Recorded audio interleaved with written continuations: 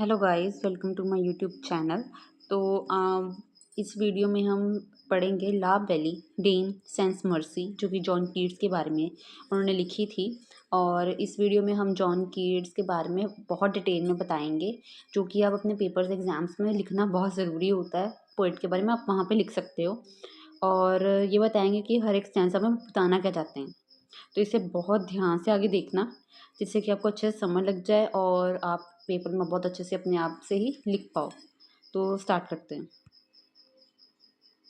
तो पहले बताया कि जॉन कीट्स जो थे, बहुत ज़्यादा ग्रेट पोएट थे। Romantic age in English literature, यानी कि इंग्लिश लिटरेचर में उनकी जितनी भी पोएम्स हैं वो बहुत ज़्यादा रोमांटिक वे में वो डिस्क्राइब करते हैं। और बॉर्न हुए थे 1795 में, 1795 में वो बॉर्न हुए थे। और बहुत ही यंग एज में उनकी डेथ हो गई थी, जो हुई थी 1821 में। और उनको आई थिंक ट्यूबरक्लोसिस था, जिसकी वजह से उनकी जल्दी मतलब यंग एज में ही डेथ हो गई थी। और short life, he wrote some of the most beautiful poems in English. उन्होंने बहुत ज़्यादा ब्यूटीफुल पोएम्स उन्होंने इंग्लिश में लिखी हैं। इतने कम समय में बहुत सारी अच्छी उन्होंने पोएम्स लिखी हैं। और जो कीट्स थे, वो बिलीव करते थे बहुत power of beauty and imagination. बहुत ज़्यादा बिलीव किस पे करते थे? ब्यूटी पे और इमेजिनेशन पे। बहुत ज़्यादा उनकी पावर पे बहुत ज़्यादा उनको विश्वास था। और वो ये फील करते थे कि जो ब्यूटी है वो आपको खुशी, जॉय, यानी कि आपको खुशी दे सकती है।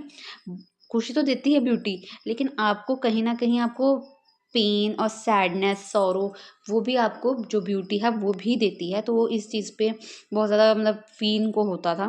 और जो जॉन कीट्स को एक प्योर रोमांटिक पोएट भी बोला जाता था। और क्यों बोला जाता था वो मैं आगे ये भी यहाँ पॉइंट्स के थ्रू बताए हुए हैं। पहला तो था कि वो फोकस फीलिंग्स एंड इमेजिनेशन में बहुत करते थे। यानी कि उनका मेन फोकस होता था पोएम में कि जो वो एक्सप्रेस करना चाहते हैं, उनकी जो फीलिंग्स हैं उस पोएम के थ्रू, इमेजिनेशन के थ्रू, वो फीलिंग्स जो हैं वो, जो भी वो रीडर होगा वो भी फील कर पाए कि उस वो पोएम में वो बताना क्या चाह रहे हैं, उसको कितना फील हुआ होगा, कितना सैडनेस एक मोमेंट हुआ होगा उस पोएम में। तो ये एक मेन फोकस वो किस पे करते हैं? फीलिंग्स और इमेजिनेशन पे। सेकंड है कि वो बहुत ज़्यादा प्यार करते थे नेचर और ब्यूटी को। और जितनी भी इनकी पोएम्स हैं, his poetry is full of emotions and musical language. यानी कि जितनी भी अगर टोटल उन्होंने जितनी भी पोएम्स लिखी हैं वो बहुत ज़्यादा इमोशन बेस्ड होती हैं। बहुत ज़्यादा मतलब फुल ऑफ इमोशंस होती हैं। कहीं पे मतलब बहुत ज़्यादा सैडनेस होती है, कहीं पे बहुत ज़्यादा खुशी होती है। अगर देखा जाए वो इमोशंस पे बेस्ड होती है। और म्यूजिकल लैंग्वेज, यानी कि वो स्टोरी जो है वो इस तरह से वो इंग्लिश में लिखते हैं कि ऐसा लगता है कोई म्यूज़िक है। तो इसे म्यूजिकल लैंग्वेज बोला जाता है। यानी कि एक स्टोरी ऐसे बताए, मतलब बताना इंग्लिश में। और अगर आप इसको रीड करोगे तो आपको लगेगा जैसे कोई एक सॉन्ग है, एक म्यूजिक है। तो उसको म्यूजिकल लैंग्वेज में वो बेस्ड होती है।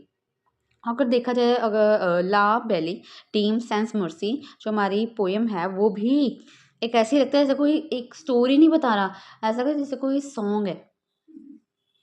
उसी तरह इसे म्यूजिकल लैंग्वेज बोलते हैं। अब यहाँ पे बोला है कि ये जो हमारी पोएम है वो उसमें कीट्स शो करते हैं the danger of illusion and obsessive love. इस पोएम में वो बताना क्या चाह रहे हैं कि आपका जो इल्यूजन मतलब यानी कि भ्रम, जो आप सोचते हो वो कितना ज़्यादा डेंजरस है। और ऑब्सेसिव लव बहुत ज़्यादा डेंजरस होता है, कि अगर आप इसको बहुत दिल से प्यार कर लो वो भी एक तरह का डेंजरस भी हुआ। और जो knight is attracted by a beautiful women and late suffers loneliness and pain. इसमें बताते हैं कि नाइट यानी कि एक वो जो वॉरियर, एक योद्धा जो है, जो कि बहुत ज़्यादा मतलब एक ब्यूटीफुल वुमन के प्यार में पड़ चुका है। बाद में उसे रियलाइज़ होता है कि वो इतना ज़्यादा लोनली हो गया है उसको प्यार करने की वजह से। बाद में वो इतना ज़्यादा डर जाता है और बहुत ज़्यादा अकेला महसूस करता है और बहुत ज़्यादा उसको पेन महसूस होता है। तो वो तो आपको अब एक बार आप पोएम रीड करोगे आपको वो समझ आएगी, तब आपको पता लगेगा कि हुआ क्या था स्टोरी में और वो क्यों लोनली फील कर रहा था और बहुत ज़्यादा पेन क्यों फील कर रहा था।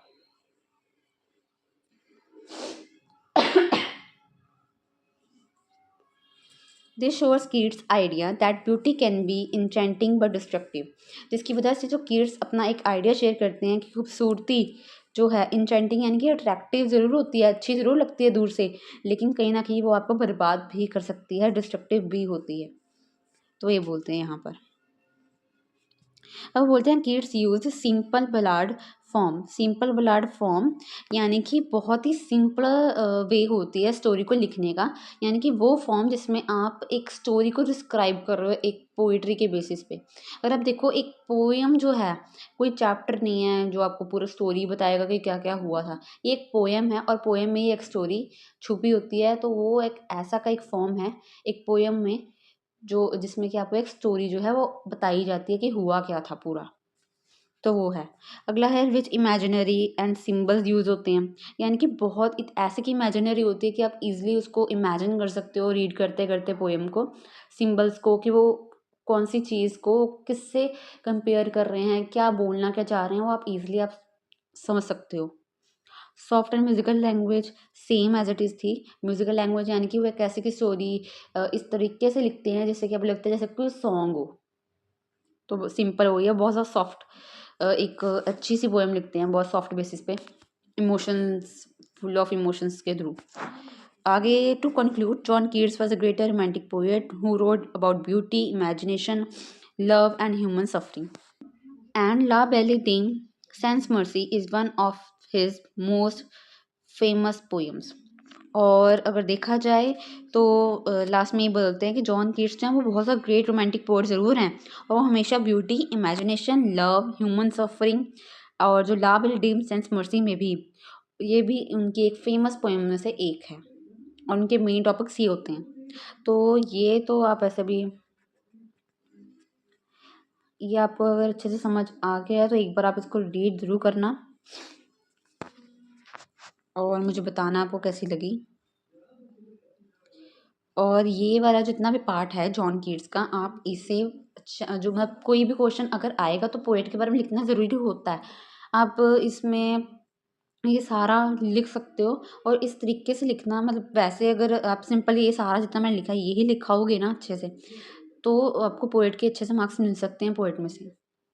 और बाकी आप चैप्टर के बारे में जितना बताना चाहते हो, जितना हो सके ज़्यादा लिखना, मतलब अच्छे तरीके से लिखना इंग्लिश में, तो उससे आपके ज़्यादा मार्क्स गेन होने के चांसेस ज़्यादा होते हैं। अब बाकी मैं एक और वीडियो निकालूंगी जिसमें आपको बताऊंगी कि इंग्लिश के जितने भी आंसर्स हैं वो किस तरीके से होने चाहिए, कितने मैक्सिमम पेज होने चाहिए एक क्वेश्चन के, वो मैं आपको थोड़े दिनों में दे दूंगी। ओके, आगे चलते हैं। तो फर्स्ट स्टेंजा में आपको बताना क्या चाह रहे हैं वो हम देखेंगे।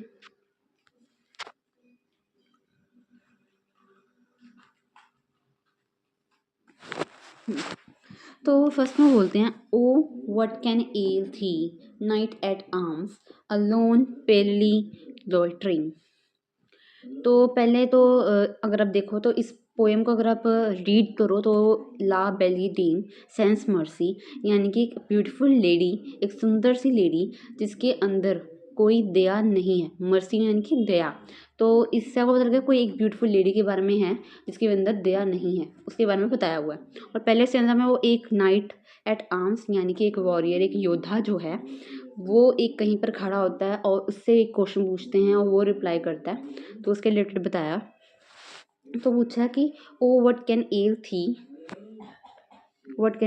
Night at arms alone and palely and loitering. What can ail thee मतलब कि तुम्हें, एल यानी कि ट्रबल, एल यानी कि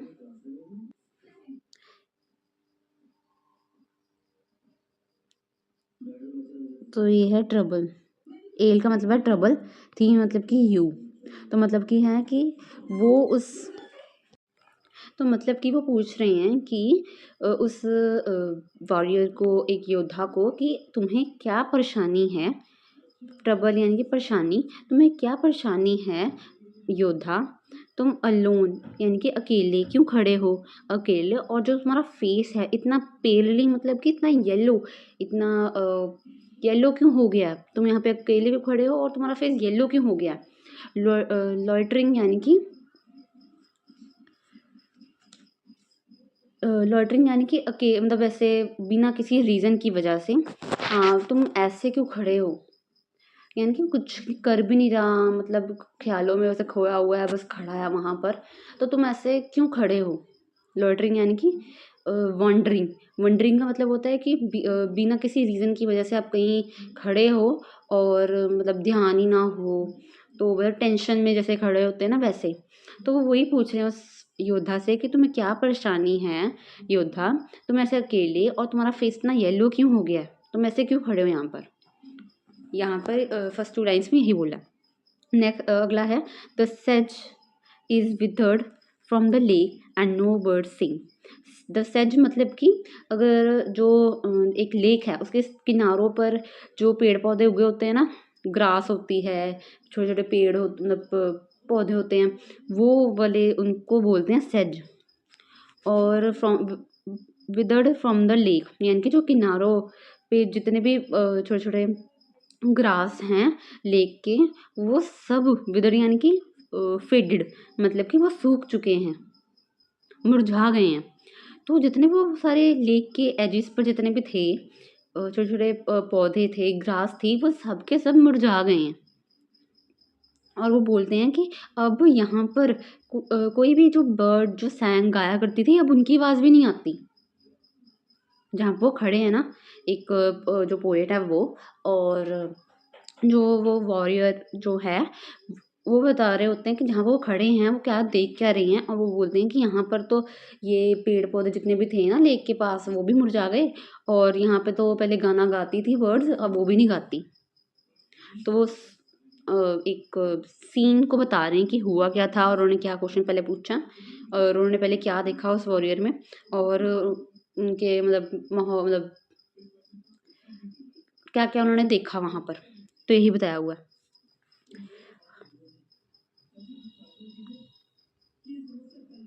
अब नेक्स्ट पे चलते हैं।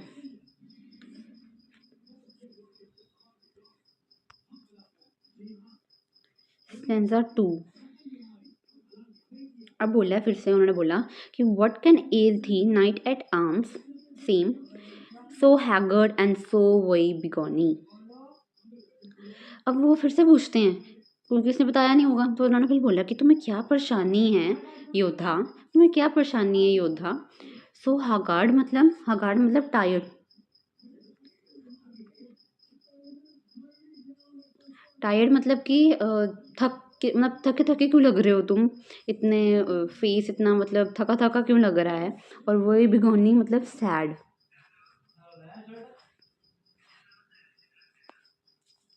सैड।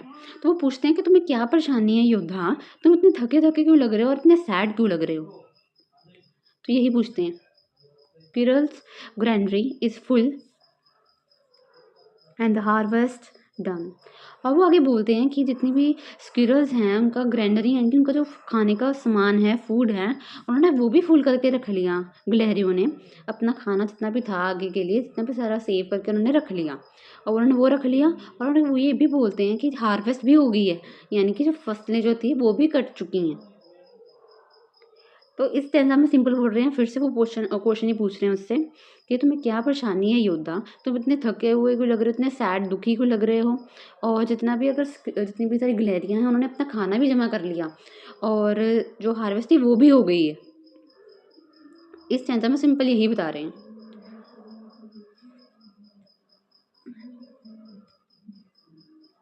आगे देखते हैं कि आगे क्या बोलते हैं वो। स्टैंजा 3। तो बोलते हैं I see a lily on thy bro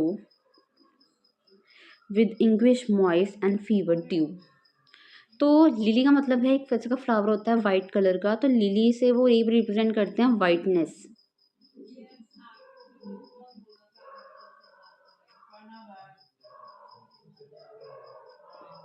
बोलते हैं कि मुझे तुम्हारे जो फोरहेड है वो एक लिली की तरह लग रहा है, यानी कि उनका जो फोरहेड है पूरा वाइट हो चुका है, ऐसा लगा जैसे उनमें ब्लड ही ना हो। इस तरह से पूरा मतलब एक पूरा उनका फेस पेल हो गया, येलो हो गया है, और पूरा वाइट हो गया फेस, जैसे कि उनमें खून ही ना हो, ब्लड ही ना हो, उस तरह का वाइट हो चुका है। तो लिली से ऐसे कंपेयर करके बताते हैं कि उनका फेस का कौन सा कलर आ गया है अब। और ब्रो मतलब कि फोरहेड।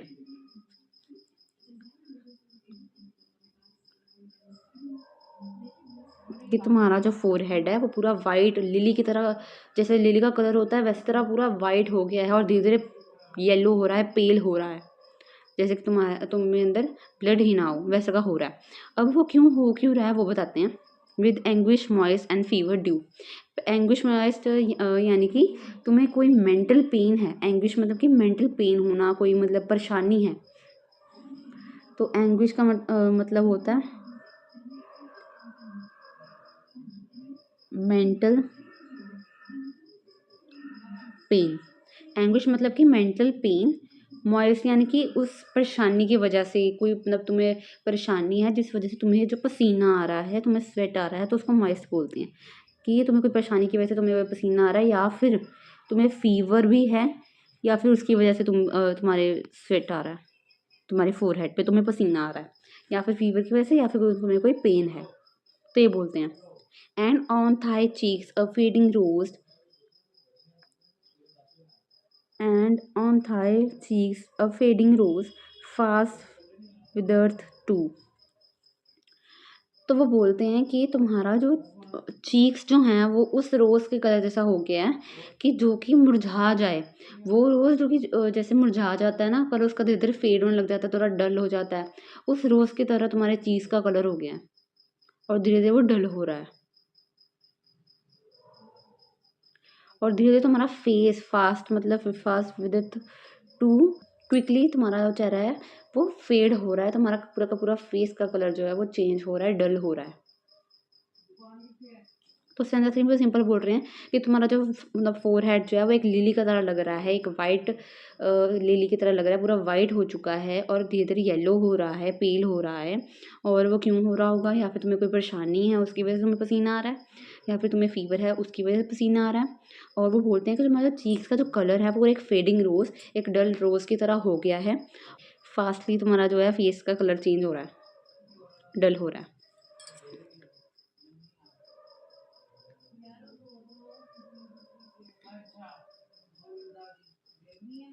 इस स्टैंजा में सिंपल यही बताया। अब है स्टैंजा 4 जिसमें वो बोलते हैं कि जो वॉरियर है वो रिप्लाई करता है कि उसको हुआ क्या, वो अपनी परेशानी बताता है। और वो बोलता है कि I met a lady in the meads full beautiful a fairy's child. तो वो बोलते हैं कि जो एक वॉरियर है, एक जो योद्धा है, वो बोलता है कि मैंने एक सुंदर सी लड़की से मिला, और वो कहाँ मिला, मिड्स में, यानी कि घास के मैदान में। घास के मैदान में मैं उस लड़की से मिला, उस लेडी से मिला। वो बहुत ज़्यादा सुंदर थी, और ऐसा लग रहा था वो इतनी ज़्यादा सुंदर थी, ऐसा लग रहा था जैसे वो परियों की डॉटर हो, परियों की बेटी हो। मतलब तो इससे वो बोलते हैं कि इतनी सुंदर थी कि जैसे लग रहा था जैसे परियों की बेटी है वो, उनकी बच्ची है। तो ये रिप्रेजेंट करते हैं कि वो कैसी थी लड़की। और वो आगे भी बोलते हैं कि उसका जो हेयर थे वो बहुत ज़्यादा लंबे थे, और उसका जो पैर थे वो बहुत ज़्यादा लाइट था। मतलब कि वो इतने प्यार से चलती थी, इतने ऐसा लगता था कि बहुत ज़्यादा लाइट वेट की है वो, उसमें कोई मतलब हैवी नहीं है, वो इतने प्यार से चलती थी, जैसे वो अपना पूरा प्रेशर डाल के नहीं चलती। और वो बोलते हैं कि उसकी जो आँखों were wild, her eyes were wild, मतलब कि उसकी आँखों में बहुत ज़्यादा चमक थी, वो बहुत सुंदर आँखें थी उसकी। तो इस स्टैंज़ा में बताते हैं कि उस लड़की वो कैसे की थी, उसको कहाँ पे मिले थे। उसको वो मेड्स यानी कि घास के मैदान में उस लड़की से मिले, बहुत ज़्यादा सुंदर थी, ऐसा लग रहा था जैसे परियों की बच्ची हो। और वो बोलते हैं उसके बाल बहुत ज़्यादा लंबे थे, उसके पैर जो इतना ज़्यादा अपना प्यार से चलती थी, लाइट वेट से चलती थी, बड़े प्यार से, उसके बड़े पैर भी बहुत सुंदर थे। और वो उसकी जो आँखें थी वो इतनी ज़्यादा चमकदार थी, इतनी ज़्यादा सुंदर थी कि मतलब उनको लगा कि उनको इससे प्यार ही हो गया। तो यही वो इस स्टैंज़ा में बताते हैं कि वो उनकी परेशानी क्या है, वो क्या हुआ क्या था।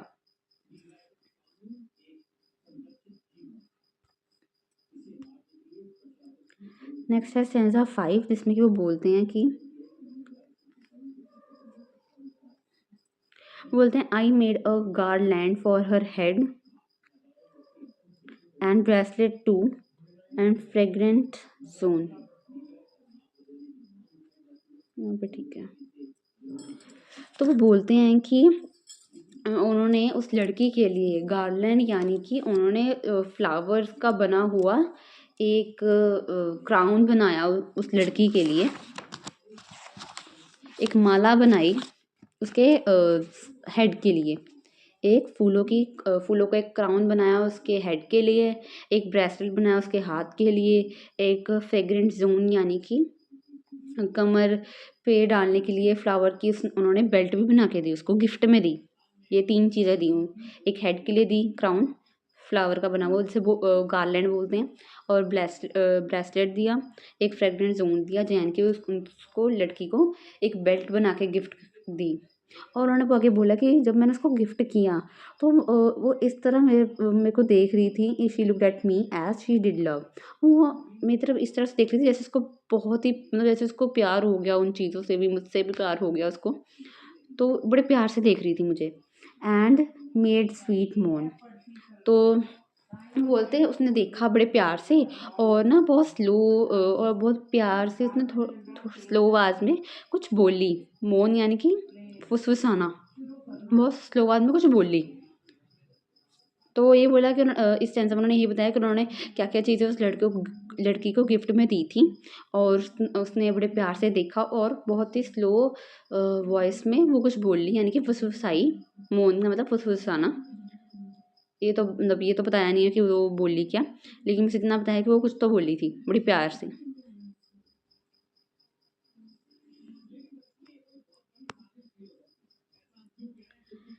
नेक्स्ट है stanza 6। I set her on my pacing steed and nothing else saw all day long. तो बोलते हैं मैंने उस लड़की को ना अपने पेसिंग स्टीड यानी कि जो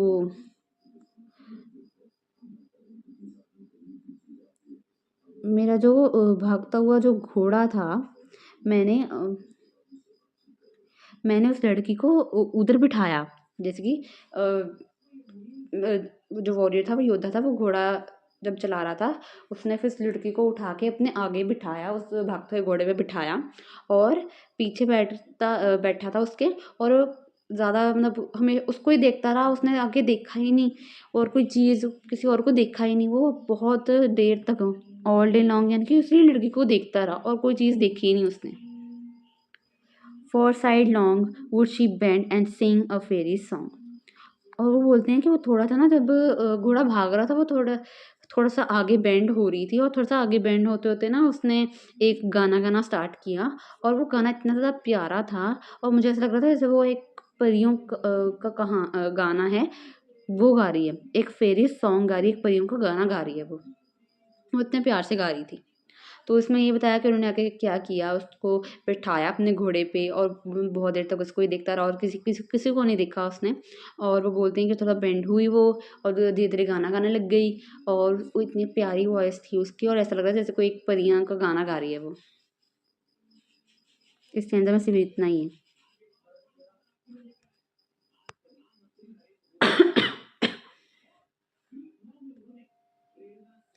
आगे है स्टेंजा 7, जिसमें वो बोलते हैं she found me roots of relish sweet and honey wild and manna dew. तो बोलते हैं कि मैं तो उसको गिफ्ट किया था, अब उसको भी हुआ होगा कि हाँ, इसको भी गिफ्ट देती हूँ मैं, कुछ तो दूँ इसको रिटर्न में। तो उसने ना मुझे रूट्स ऑफ रेली स्वीट यानी कि एक डिश थी, एक डिश होती है, और उसने उसको उस डिश की ना मुझे जड़ें ला के दी, जो कि खाने की चीज़ होती होगी। उस डिश की जड़ें ला के दी मुझे खाने के लिए, और उसने बोला कि मुझे उसने हनी भी दिया, वाइल्ड हनी, मुझे खुद जाके मेरे लिए हनी भी डाल लेके आई। एक माना डी, उसने मुझे ऐसे कि कोई एक फूड खाने की चीज़ ऐसे कि खिला दी, और मुझे ऐसा लगा जैसे कि वो इतना अच्छा था, और मुझे ऐसा लगा जैसे पूरे हेवन से भगवान ने खुद वो जो खाना है वो भेजा हो। वो इतना ज़्यादा टेस्टी था फूड जो उसने मुझे खिलाया। तो माना डी उसका मतलब होता है, यानी कि हेवन से आया हुआ फूड, यानी कि गॉड गिफ्टेड फूड। तो मानाडी वो होता है। वो बोल रहे हैं and sure in language strange she said I love थी ट्रू। और वो बोलते हैं कि बहुत ही अलग मतलब ऐसी लैंग्वेज उसको पता नहीं था कि वो बोल क्या रही है, और उसने बहुत ही अलग लैंग्वेज, स्ट्रेंज लैंग्वेज में उसने रिप्लाई किया और बोली आई लव थी ट्रू, यानी कि थी यानी कि यू। और वो बोलती है कि मैं तुम्हें सच्चा वाला प्यार करती हूँ, तो ये बोलती है रिटर्न में। तो इस स्टेंजा में सिंपल यही बताया कि उसने क्या-क्या लड़की ने उस वॉरियर को गिफ्ट किया। खाने की डिश दी, उसके रूट्स लाके दी, हनी दिया, और एक ऐसा का फूड खाना खिलाया जिसको इतना अच्छा लगा, जैसे उसको लगा कि भगवान ने ये खाना मुझको दिया। गिफ्ट किया। और वो बोलते हैं कि बड़े स्ट्रेन लैंग्वेज में उसने मेरे को रिप्लाई किया कि आई लव यू ट्रू।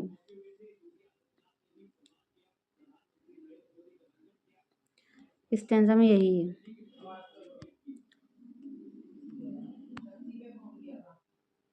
अगला है स्टैंजा 8। अगला है she took me to her elfin grot and there she wept and sighed full sore. Elfin ग्रॉट यानी कि केव, गुफा। तो वो बोलते हैं कि वो जो लड़की थी वो मुझे अपनी गुफा में ले गई, अपनी जादुई गुफा में मुझे ले गई और उसने वहाँ जाके शी वेप्ट यानी कि वो बहुत ज़्यादा रोने लग गई वो। और साइंड फुल सोर यानी कि साइंड यानी कि गहरी गहरी सांसें लेने लग गई और इतनी ज़्यादा मतलब फुल सोर यानी कि बहुत उदास भी हो गई वो। यानी कि उसने किया क्या, वो जो योद्धा था उसको अपनी गुफा में लेके गई, वहाँ जाके वो रोने लग गई बहुत ऊँची-ऊँची और वो बहुत ना गहरी-गहरी साँसें ले रही थी, जैसे कि बहुत ज़्यादा फुल सो रही यानी कि बहुत ज़्यादा दुखी भी हो गई वो। और बहुत ज़्यादा दुखी होने की वजह से वो रोने लग गई और गहरी साँसें ले रही थी वो। और बोलते हैं and there I shut her wild wild eyes with kisses four. और बोलते हैं मैंने उसकी प्यारी-प्यारी जो चमकदार और सुंदर जो आँखें थी उसको चुप कराने के लिए मैंने उसके आइज़ पे 4 किसेस की जिससे कि वो चुप हो जाए। तो यही इसमें बताया कि वो उसको गुफा में लेके गई और वो रोने लग गई, तो उसको चुप कैसे कराया वॉरियर ने।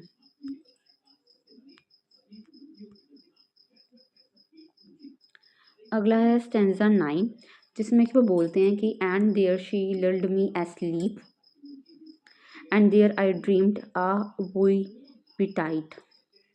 लल्ड यानी कि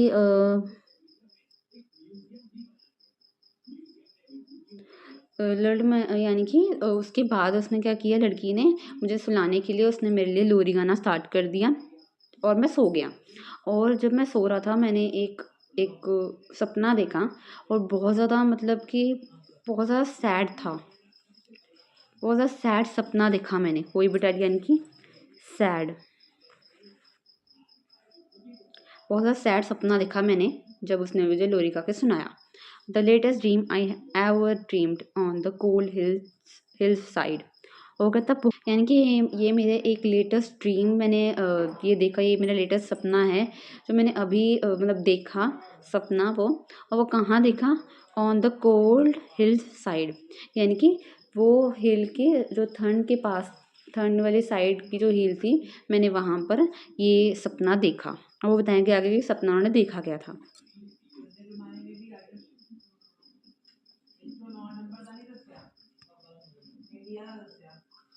अगला है स्टैंजा 10 और बोलते हैं आई सॉ। अब इसमें बताते हैं कि उन्होंने देखा क्या। वो बोलते हैं मैंने किंग्स देखे, प्रिंसेस देखी, वॉरियर्स देखे। कहते मैंने ना किंग्स देखे, प्रिंसेस देखे, वॉरियर्स देखे और वो कैसे थे, वो पेल थे यानी कि उनका फेस पूरा येलो हो चुका था और वो इतना ज़्यादा येलो थे वो। और मुझे ऐसा लग रहा था वो डेथ पेल येलो यानी कि जैसे कि वो मर चुके हैं, वो इतने ज़्यादा येलो थे। जब डेथ हो जाती है खून चलना बंद हो जाता है जिसकी वजह से पूरा फेस पूरी बॉडी जो है वो येलो हो जाती है क्योंकि खून नहीं चलता। तो उस पूरा येलो हो चुका था उनका फेस और ऐसा लग रहा था जैसे वो मर चुके हों, वो किंग्स प्रिंसेस और वॉरियर्स। वो बोलते हैं कि जो मैंने किंग्स प्रिंसेस और वॉरियर्स देखे थे वो इतना येलो थे और वो रो रहे थे और बोल रहे थे ला बेले डेम सेंस मर्सी। मतलब कि वो रोते रोते बोल रहे थे कि वो ब्यूटीफुल लेडी जिसमें कोई दया नहीं है, मर्सी नहीं है। तो ये बोल के वो रो रहे थे और वो बोल रहे थे हाथ थी इन थ्राल। मतलब कि वो बोल रहे थे कि उस लड़की ने तुम्हें कैदी बना लिया है, कि उस ब्यूटीफुल लड़की ने तुम्हें भी कैदी बना लिया है। तो ये बोल रहे थे वो किंग्स प्रिंसेस और वॉरियर्स। तो ये उन्होंने सपना देखा था। नेक्स्ट है स्टेंजा 11 जिसमें कि वो बोल रहे थे कि I saw their starved lips in the gloom with horrid warning gaped wide. तो वो बोल रहे थे कि उन्होंने देखा क्या और वो कह रहे थे मैंने ना वो जो जितने भी किंग्स प्रिंसेस थे वॉरियर्स थे मैंने उनके स्टार्व्ड यानी कि भूखे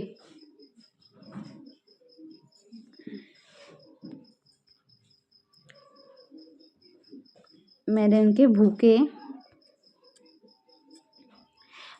भूखे लिप्स देखे, जैसे उन्हें भूख लगी हो और जैसे उन्होंने कुछ खाया ना हो, उनके वैसे लिप्स देखे। और ग्लूम यानी कि ट्विलाइट यानी कि वो टाइम जब जो सनसेट हो रहा होता है और बहुत कम रोशनी, तो उस कम रोशनी उस टाइम पर मैंने उन्हें देखा। और थोड़ी सी रोशनी थी उसमें, मैंने उनके देखा और उनके लिप्स देखे कि किस तरह के थे, जैसे उन्होंने कुछ खाया ना हो वैसे उनके लिप्स थे।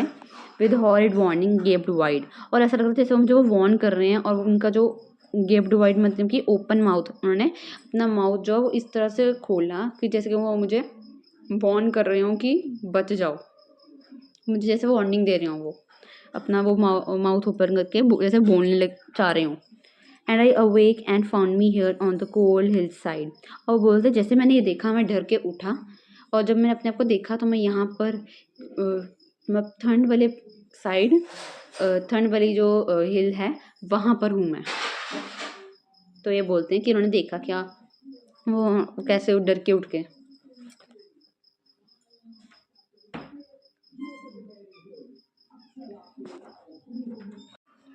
तो इसमें इस स्टैंजा में यही बताया था उन्होंने। नेक्स्ट है लास्ट स्टैंजा ये, और उसमें वो बोलते हैं कि and this is why I sojourn here alone and palely loitering. तो वो बोलते हैं कि सोजॉर्न का मतलब भी होता है वेंडरिंग, यानी कि मैं यहाँ पे इसी वजह से ये सब कुछ हुआ मेरे साथ, ये सपना देखा और इसी वजह से मैं यहाँ पर खड़ा हूँ, और तभी अकेला खड़ा हूँ, और मेरा वो फेस जो है वो इतना ज़्यादा येलो इसी वजह से हुआ क्योंकि मैं डर गया हूँ उस सपने की वजह से। और ये बोलते हैं कि थो द सेज is withered from the lake and no bird sing. और बोलते हैं हाँ, ये बोल रहे हैं कि हाँ भले ही वो जो सेज थी जो वो प्लांट्स जो थे एजिस लेक की, वो भले ही मुरझा गए हों, लेकिन और जितने भी बर्ड्स थे वो उन्होंने गाना भी बंद कर दिया है, लेकिन मैं यहाँ पर इसी वजह से यहाँ पर खड़ा हूँ क्योंकि मैंने वो सपना सब कुछ देखा और मैं पूरा उसके बाद डर चुका हूँ, और मुझे वो लड़की से बहुत ज़्यादा प्यार हो गया था इस वजह से, इसलिए मैं दुखी यहाँ पर खड़ा हूँ।